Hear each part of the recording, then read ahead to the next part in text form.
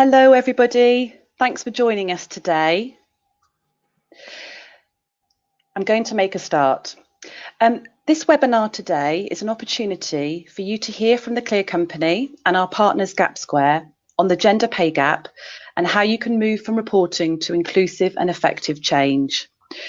We've got up to 40 minutes today, which includes time to answer questions. And we'd like to invite you to ask questions through the questions box, which you'll find on the right-hand side of your screen, and we'll answer these at the end.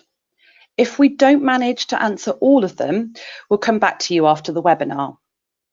We're going to record the webinar today, so you'll have an opportunity to run back through the content. Before we cover the agenda and move into the main parts of our webinar, we'd like to do some quick introductions. I'm Sarah, a consultant with the Clear Company. Good morning, everybody. My name's Heather, and I'm also a consultant with the Clear Company. And good morning from me. I'm Sian Webb, and I am VP for a data tech company called GapSquare that helps you with gender pay gap analysis. Thanks, everybody. So as you know, this is the second year in a row that if you have over 250 employees, you must report your gender pay gap data. For the public sector, this date just passed on the 30th of March, and for businesses and charities, it's this Friday, the 5th of April. On the 27th of March, nearly 2/3 of companies had still not disclosed the average difference between what they pay male and female employees per hour. In total, more than 10,000 of the UK's large firms are expected to report, but just under 4,000 had done. Based on the figures so far, 3 out of 4 UK companies have a pay gap, and more than 43% of organisations, including banks, charities and government departments, have a larger pay gap than they did last year. There's been a great deal of press attention which has focused in on 4 in 10 firms increasing their gap compared to last year.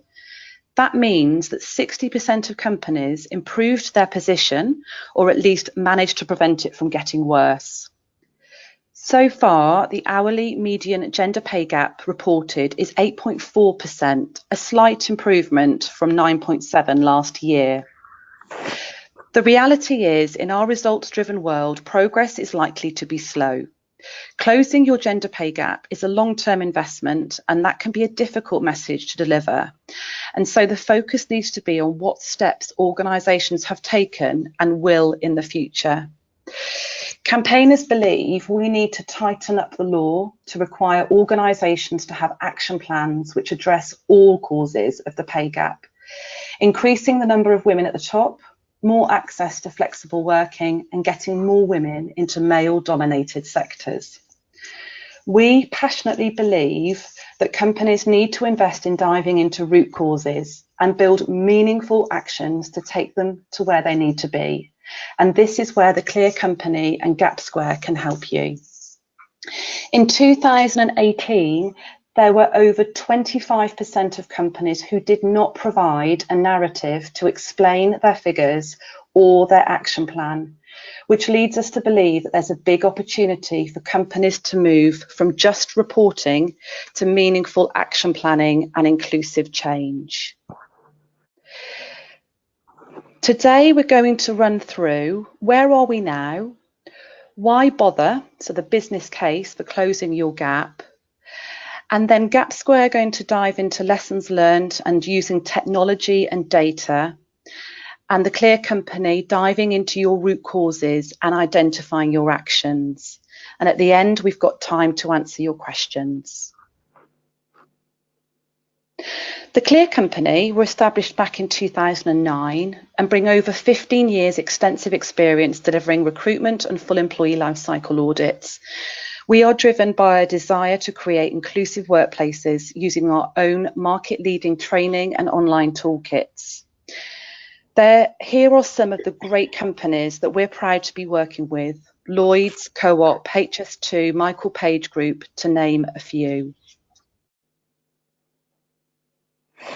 And to tell you a little bit about GapSquare, we were established in 2015, predominantly because we wanted to help companies comply with the new UK gender pay gap legislation that was coming out.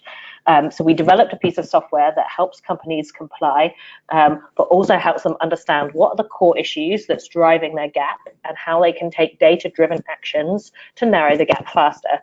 We have been mostly working with UK companies in the last 3 years, but what we've seen particularly is how companies start off by looking at the gender pay gap legislation, but now going on, and we'll talk about this a bit more later, to look at ethnicity, to look at equal pay. We're seeing customers now from all over the world using our software, ranging from Vodafone, the COPD, London Metropolitan Police, IDC, and Condé Nast.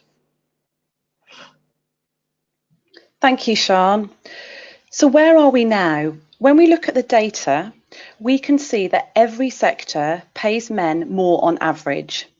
And it's worth noting that women are 4 times less likely than men to start a salary negotiation. And even if they do start it, they ask for around 30% less. The finance and insurance sector have the second biggest pay gap. Goldman Sachs released their data last week for the main UK businesses, reporting that female employees on average are paid 50.6% less than male employees. Bonus was also an issue, with women earning a median bonus that is 68.9% less than men's. Also, out of the big 4, KPMG is the only one who hasn't closed its gender pay gap over the last 12 months. In fact, their median pay gap increased to 28%. We believe more needs to be done to make sure companies have a plan to reduce these pay disparities. Could these gaps have been prevented? For example, by investing in development programs for women, better flexibility, and creating a more inclusive culture. A couple of things to note when we consider the 2018 reported data. For every pound a man earns, a woman earns 82 pence. Women of colour and women over 50 are more likely to face dual discrimination and biases, race, gender and age. Women over 50 are also the biggest growing population of workers, and we also consider the effect that menopause can have. Data suggests that over their working lives, women earn on average 300,000 less than men, and women in full-time employment work an average of 68 hours, including commuting, domestic work and childcare, compared with 55 hours for a man. And the world of work is changing, with flexible working desired by more than 70% of the working population across all generations in the next 10 years globally, and more men want to have the choice to be actively involved in childcare. So why bother? What's the business case to change? There's a huge amount of research published about why closing your gender pay gap is good for business, and we just wanted to highlight a few today. PricewaterhouseCoopers estimate that closing the gender pay gap would bring an 80 billion boost to UK female earnings, and report that businesses with gender equality perform better and are more resilient. Also, there's huge focus on gender balance on boards, with the Hampton-Alexander review looking at a minimum of 33% on boards and reporting lines. This is good for business, with companies in the top quartile for gender diversity being 15% more likely to have financial returns above their respective national industry medians. It also helps you in the war for talent, attracting, retaining and developing women. Companies with no or small gender pay gaps are more likely to have inclusive leadership. Inclusive leadership is good for business, with 80% of employees more motivated, productive, loyal and likely to be higher performing. So which companies are making progress? Channel 5's gender pay gap is 2.85% in favour of female employees. This is a stark contrast with other UK broadcasters. They have better balance of male and female employees in their most senior roles. In the area of recruitment, there are gender balanced candidate pools for every role, transparent internal recruitment processes, gender-balanced interview panels, and unconscious bias training for everyone involved in appointing candidates to roles. This, it is hoped, will help root out any deeply ingrained preconceived ideas about female employees, as well as other underrepresented groups. At the British Museum, male and female staff are paid exactly the same. The British Museum suggests that this is due to a lack of unconscious discrimination. And they are also trying to promote flexible working as an option to men and helping women with their career progression. At Unilever UK, women earn around 9% more than men, reflective of the fact that 70% of those working in manufacturing roles are men, while more than half of all management positions are occupied by women. And the online supermarket Ocado, women are paid 1.4% more than men per hour. So I'm now going to hand over to Sian to share lessons learned using technology and data. Thank you, Sarah.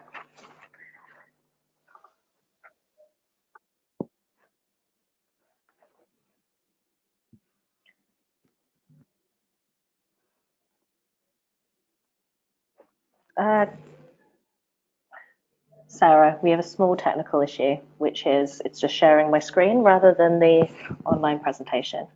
No problem. I can carry on delivering it from here. Yeah, do you want to, is that all right? If you want to. Can you still see my screen? I'm going to change it back to you. Let's see if that works.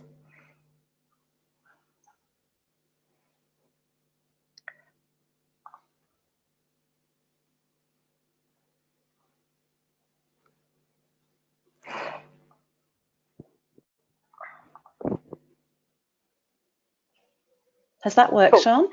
Yes, so now I'm just, if you want to just skip on and I'll just let you know when you can change, if that's all right. No problem. Okay, so one of the things I wanted to talk about was actually why do we have a problem in the first place? Well, we've really seen that there's, in the last few years, the changing workforce, Generation X, Y, and Millennials now all want to see a fair and transparent workplace and compensation structure. In fact, LinkedIn released a report this week that looked at the 3 global trends for 2019, and what people want to see is essentially fair pay.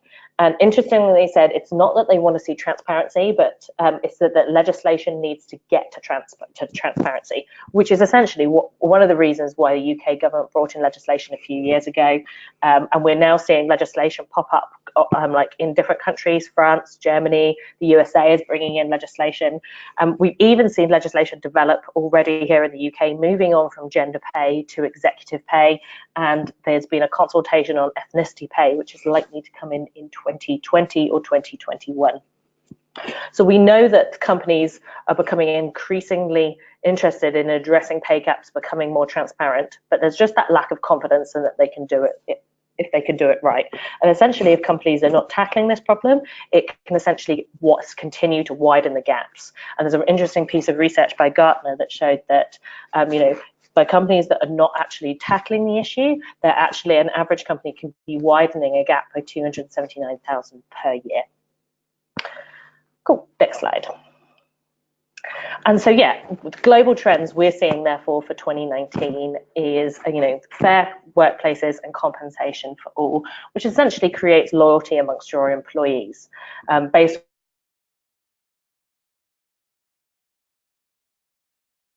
on evidence-based decision-making on pay and compensation. And it's really essentially why companies need to care about this issue, that, by fostering fairness and transparency will help develop sustainability within your organization. So, next slide. I would like to talk today about some of the lessons that GapSquare has seen working with companies on the last 3 years, specifically looking at these issues. And we've kind of identified 3 major issues. Lesson 1, and that's when you're looking at addressing and understanding pay gaps, ad hoc is unsustainable. Now, the legislation in the UK specifies that you just look at a snapshot month once a year.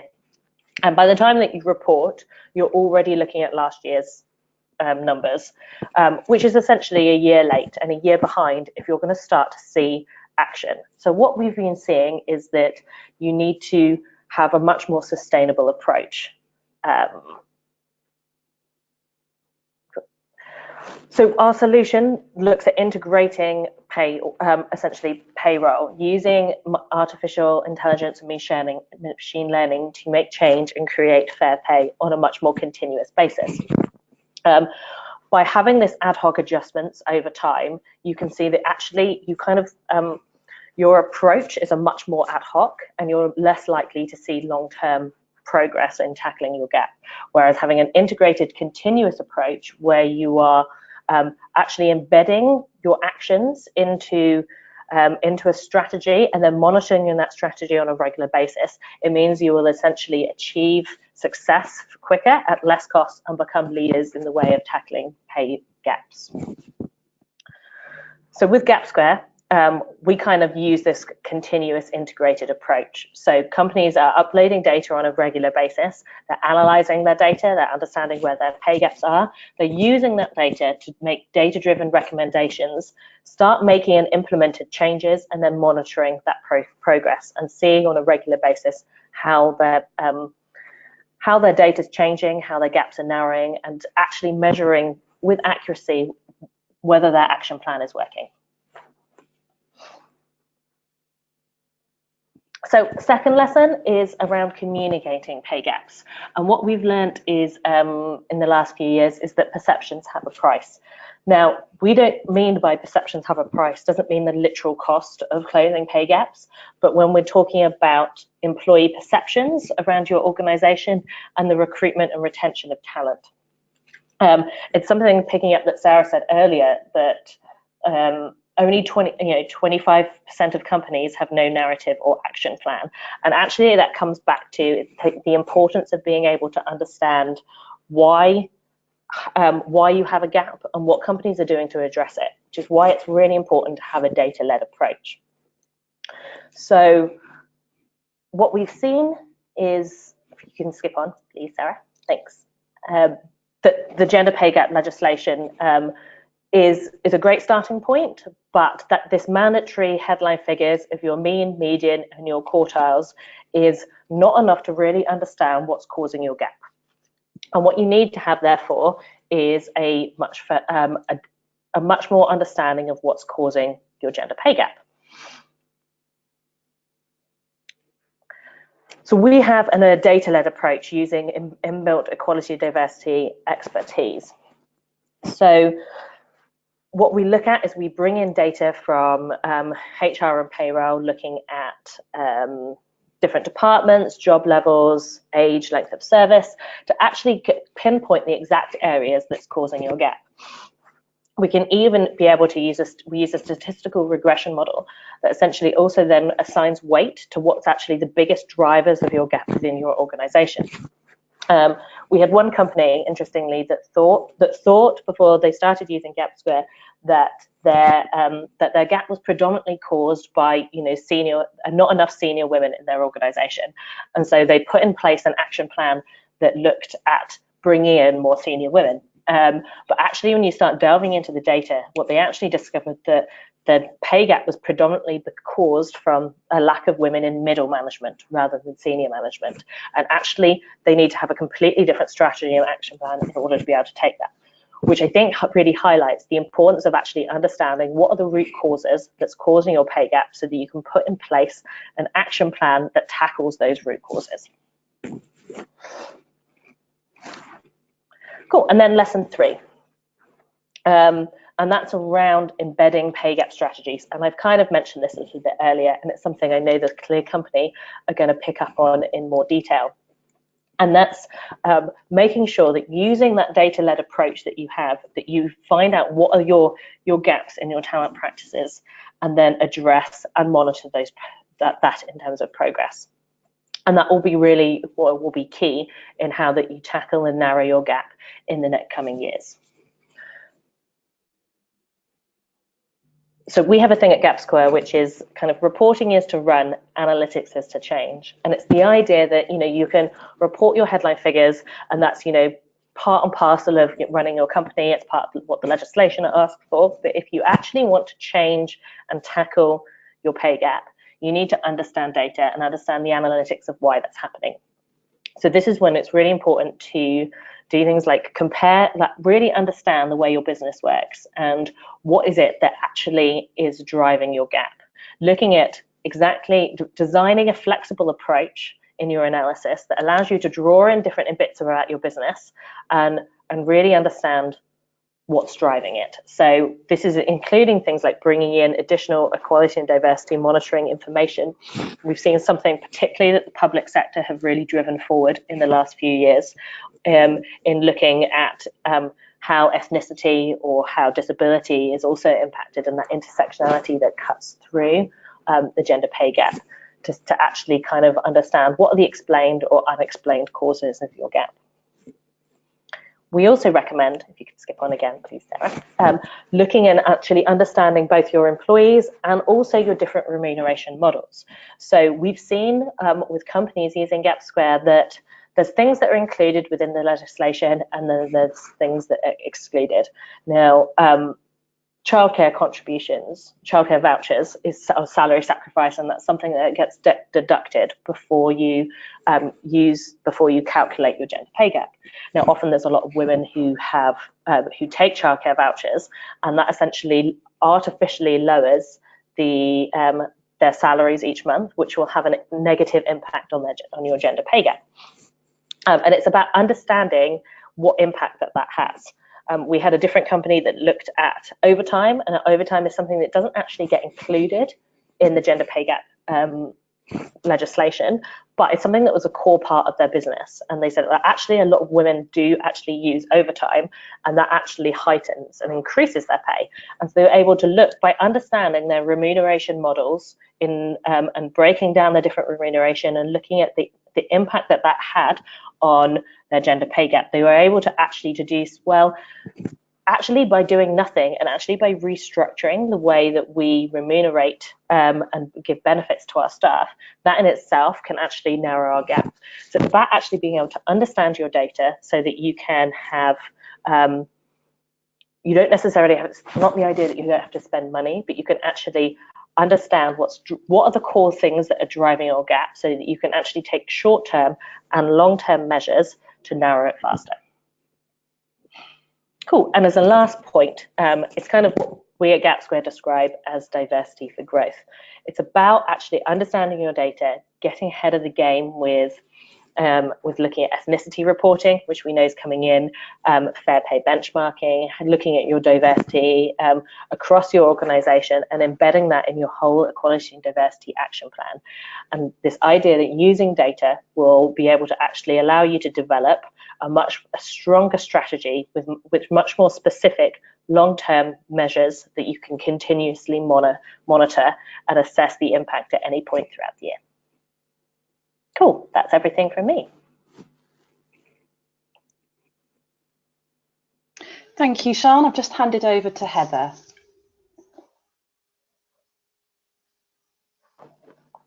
Oh, actually, Sarah, could you please just continue presenting? Something's just happened technically. We're not having a very good morning technically here, are we? No problem. Thank you ever so much. Appreciate that. Can you hand it back to me, Heather, please, and then I'll be able to continue. Yeah, sure. Thank you. Thank you ever so much. No problem. Can you see that okay? Yeah, thank you ever so much. Thank you, everybody, Great. and apologies for the technical problems. So at the Clear Company, we take a very holistic approach to look at the root causes of the gender pay gap position. We look at the whole employee life cycle, and we look to tackle the long-term inclusive culture change organisations need to make it sustainable. Today, we want to just focus on one important area, and that's inclusive job design, because we thought that would be helpful for you with so many companies falling over at this stage, because they don't address this and they usually start very much later in the recruitment activity with talent acquisition strategies, such as where to advertise roles. Next, thank you, Sarah. Some of the barriers to inclusivity in job design, we've just pulled out here on this slide for you to have a look at. So for example, if we look at the years of experience, This immediately impacts on younger people, but also those that are new to the market. So think of potentially some of those individuals who are coming back into the workplace, maybe after having children. That could have an impact on them. It also won't reflect in their competence for future performance levels. So therefore, it's actually not a reliable measure of the talent that you're going to be recruiting. Also thinking about looking at a full clean driving licence.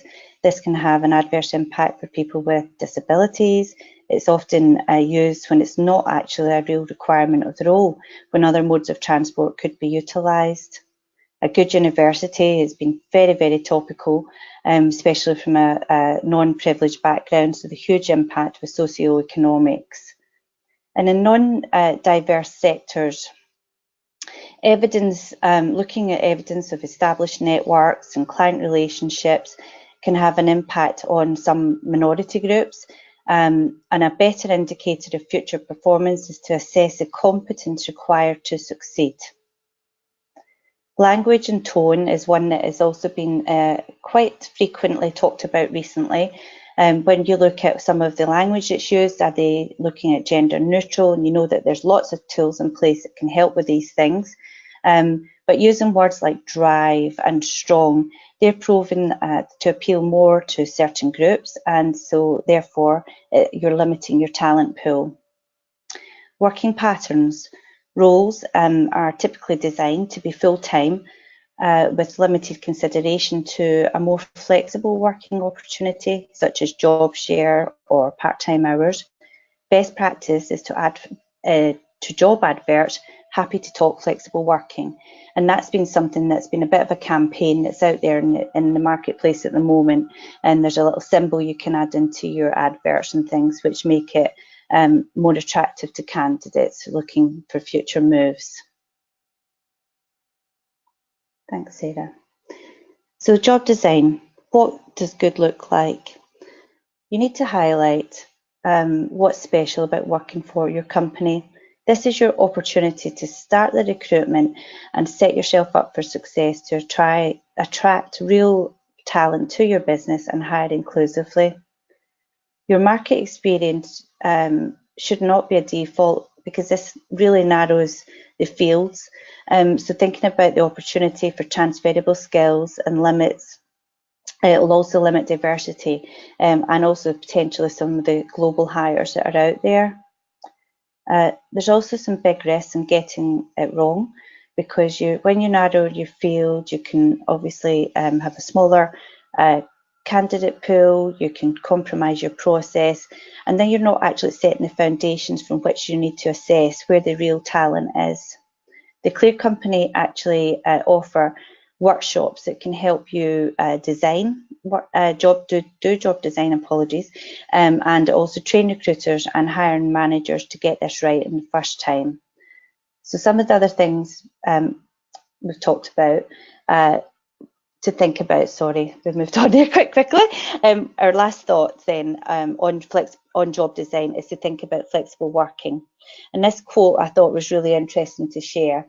Often the bits that's missing in the job design, so you might try to offer part-time work, but the role is really full-time and the person ends up trying to do it in 3 days, so it's very stressful. I've seen this time and time again in my experience come through when we look at re-evaluating a job and someone's asked to work part-time, and often all you're doing is really saying yes to that person to doing that and not really thinking and considering how they're going to fit the 5 days work into 4 or 3. And we really do have to think about this in a more concise and better method than we are today. Thank you, Sarah. So identifying your action plan. We believe it's really important to invest in a long-term strategy for change. You've got to take a deep dive into the way you do it to find out what's holding women back in your organisation. We can help you do these things. We can help you engage your key stakeholders at all levels of your business. We can do this via surveys and one-to-ones and focus groups. We can focus on developing specific solutions that add the most and in value to your organisation, and we help you have a really robust response on what you're doing to close your gender pay gap, and includes long-term intersectional thinking that will prepare for you for a pan-diverse future where people can actually be at their best. The Clear Company are really pleased to partner with GapSquare because we believe that we complement each other to help you close your gender pay gap. So ideally, we'd love to continue the conversation with you. Please do contact myself, Sarah and Shan, and we can help you with your root causes and look at how we can help you be proactive and prevent some of the measures, and an action plan can be put in place to support that moving forward. Thank you ever so much. We're going to move into questions and answers now. So hopefully you've been able to put any questions you have in the chat function, and we'll look to answer them for you now. Thank you. Thank you, Heather and Sian. I hope you've all found that really useful and food for thought. So I'm just having a look at the chat function now for some questions that have come through. One that might be worth tackling first is, does the gender pay gap increase with age? And I think the answer here is, and many of us may have experienced this already looking at our data, yes, it does. The gender pay gap does increase with age. And this seems to be caused by more than just education. Generally, we know now at the entrance level, women are just as well educated as men, which is very different from a decade or more ago. And it appears that the wage differences are also caused by a number of factors for women, where they frequently and for longer periods work less hours than men, and this tends to interrupt and sort of derail their careers. I'm sure we've seen many examples of that. And men, by contrast, tend to work longer working hours. We touched on earlier about the amount of hours typically a woman works with childcare and domestic duties in addition to a full-time job. And men tend to avoid career breaks. So these unbroken, longer working experiences contribute to men having higher incomes. And the big difference does emerge when men opt for those longer working hours. They're then promoted, whereas at this point in age, women tend to reduce their working hours and then decide and refrain from taking that career progression. Cool. Can I, sorry, Sian, GapSquare, I just want to come in on that one point as well. What we've seen at GapSquare is by looking at like the aggregated data we hold within our software, which is about 500,000 employees, we've seen the gender pay gap is almost non-existent up until the age of 30, and then for each decade above that, it doubles. Which is really interesting, and it kind of supports a lot of what Sarah was saying. What you can do then when you understand at what point, what is that sweet spot in which the gender pay gap starts to increase, you can start to look at like, okay, well, what's actually causing that? Using your data to help inform you so that you can take a much better targeted action. So if you know it's at a certain point, you can start looking at, well, how good are my return to work policies or flexible working? What's the impact? How useful are they to our organization? So you can start actually tackling those root causes better when you know what your data shows within your organization. Thank you, Sian.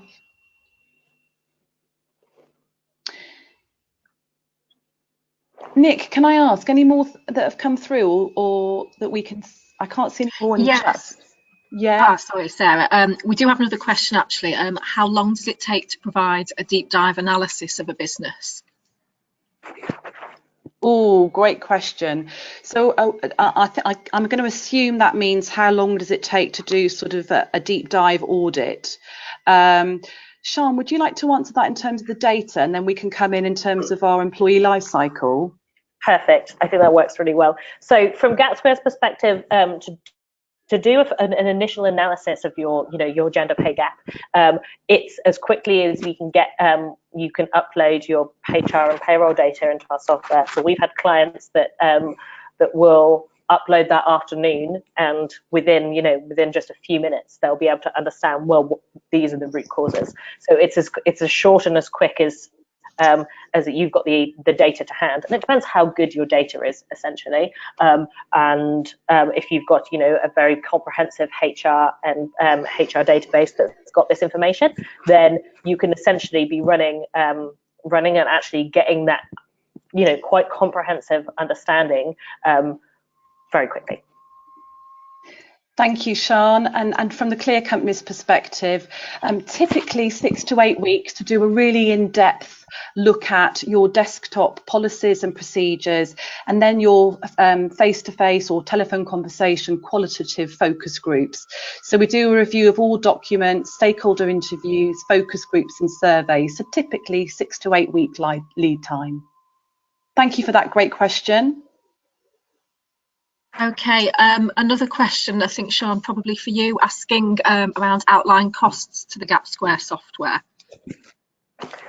Yeah, so we price based on number of employees within the organisation. So I'm happy to have a chat afterwards. It starts at around, for an annual licence, for about 250 employees at about £2,000, and that is continuous integrated HR and payroll data, so that you can monitor that whole progress throughout the year. It covers all of your gender pay gap legislation as well. But as I said, I'm happy to chat to you afterwards if you want a more comprehensive demo and a much more accurate quote. Thank you, Sian. Just looking at time, we've got another minute before we're going to close, and if we've got any other questions that we haven't been able to answer, we would love to come back to you and answer those after the webinar.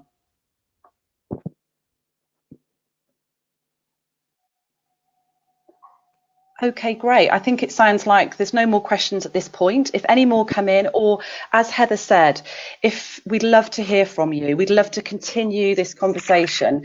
So please, on reflection after today, if you have any questions, please do reach out to us. We'd love to hear from you.